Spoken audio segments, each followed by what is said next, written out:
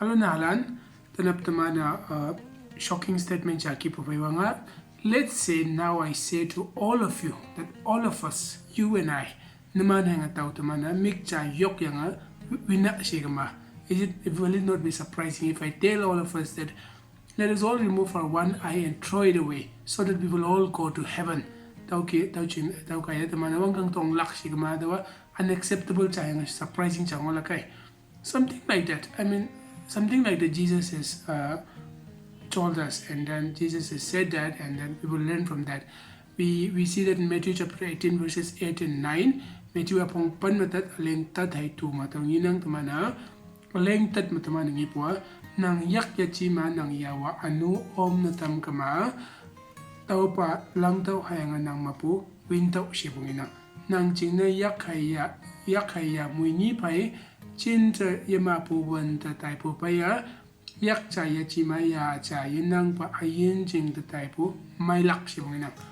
In Matthew chapter 18 verse 8 we see that Jesus said, if your hand or your foot causes you to stumble, cut it off and throw it away. It is better for you to enter life maimed or crippled, which means to have no hand or no leg, than to have two hands and two legs, 2 feet, and to be thrown into eternal fire. Verse 9 ma, similarly in verse 9 we see that aleng tu mutama nang ipo hainga nang muk anu o matam kama tau pa yok to hayanga nang mapu winta ushebong inang nang jingna mik ni pai molo van the type paya cha pai ayen jing the type mai lak shibong inang.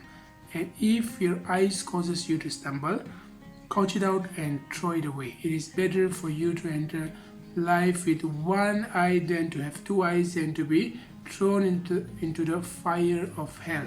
Here Jesus is saying that instead of having two hands or two legs or two eyes and go to hell, eternal fire of hell, instead of burning there, you better cut off your one hand, that is if it is causing you to sin, or cut off your one leg if it is causing you to sin, or gouge it out, which means cut it off and throw it away one of your eyes, and be saved with that one part missing, and be saved in the eternal heaven. That is what, and receive the eternal life. That is what Jesus is saying.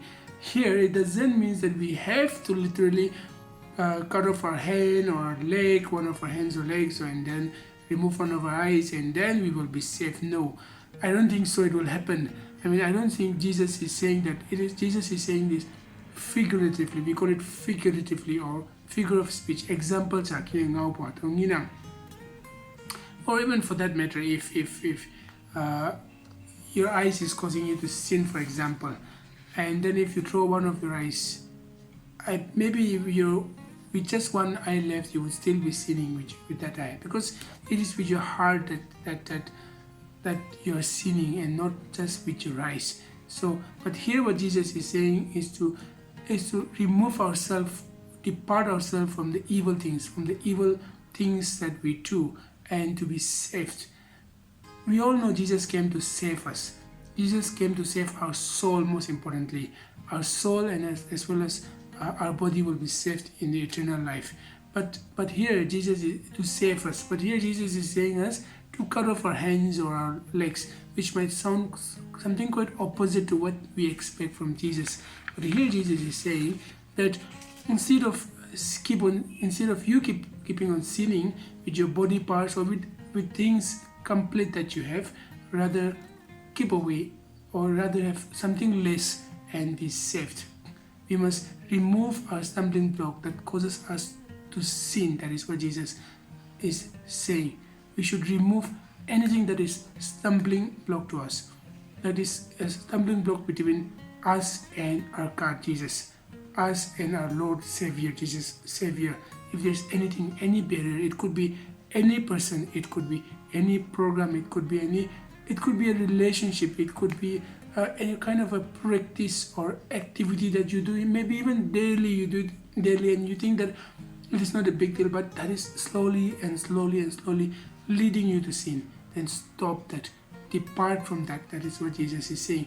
Maybe it is your wonderful friend's company, just example that I'm saying, that you have a good company, a good friends, maybe 4 or 5 of them, or maybe just one best friend, on whom you can rely so much, and then you share everything with him or her, and then he or she is always there for you.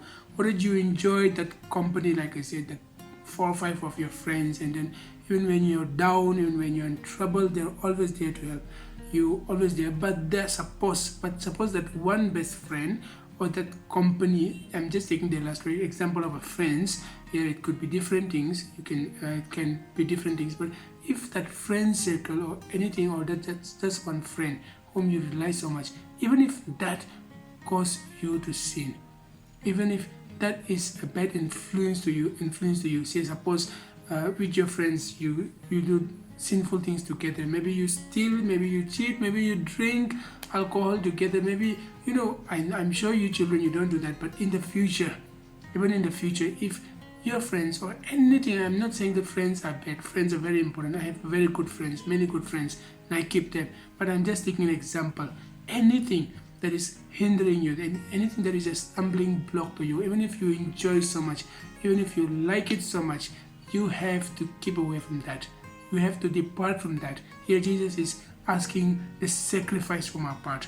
We have to sacrifice something on our part so that we receive eternal life with God, in the heaven with God. If anything worldly is hampering us or coming between us and God, or is a stumbling block, then stay away from that. Keep away from that. Depart from that. Cut it off and throw it away. It could be helping us. Even if it could be helping us, do that.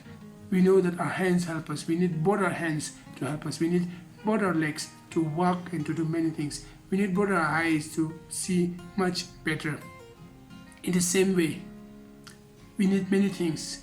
We need money, we need life, we need good marks in exams, we need many things. But if any of that is having a trouble in our life, we need mobile phone. But if that mobile phone is tempting to us, maybe you're so much into video games, maybe you're so much into watching some dramas, or something that is not good, something that is sinful to watch. Maybe the TV program, there are many such even TV program that promotes fighting and quarreling and speaking dirty words and many things. If all of that comes between you and your God, if all of that, any of that is a stumbling block, even if you might be enjoying the TV show, even if you might be enjoying your time with your mobile phone or gadgets or anything, if that is coming between you and your God, then remove that. If you don't have the time to go to church, if you don't have a time to attend the Sunday school, read the Bible or the memory verse, or may do many other good things, because you are wasting so much of time in all of that, in your worldly things, or it could be your friends, your family members, or anything in this world, your obsession of yourself, too much wasting your time in the mirror, or selfie after selfies. Some people are addicted to selfie, and they call it self-love also. If any of such thing is coming between you and your God, then it could be dangerous. All these things are worldly things. Yes, even loving yourself could be worldly things. It could be worldly, and it is a moral flaw, I would say, if it comes under moral. I'm not saying that loving yourself is wrong. Yes, we should all love ourselves, but are you so much obsessed that you spend so much of your time in the mirror, or taking selfies, and then promoting yourself and all such thing?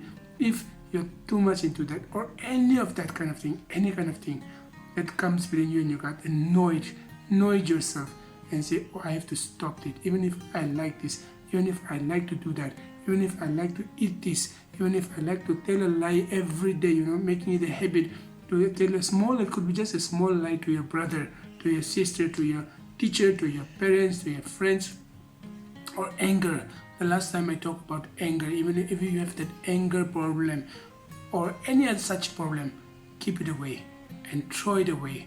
Keep distance and save yourself. That is what Jesus is saying. What Jesus is saying is more than our body, more than the need saved for worldly things. It is our soul that we need to be saved. Our eternal, that we need to spend our life eternally in heaven with God and not in the fire of hell. That is why we are to save ourselves for our eternal life and our soul. Stay safe, all of you, and until we meet again, God bless you all.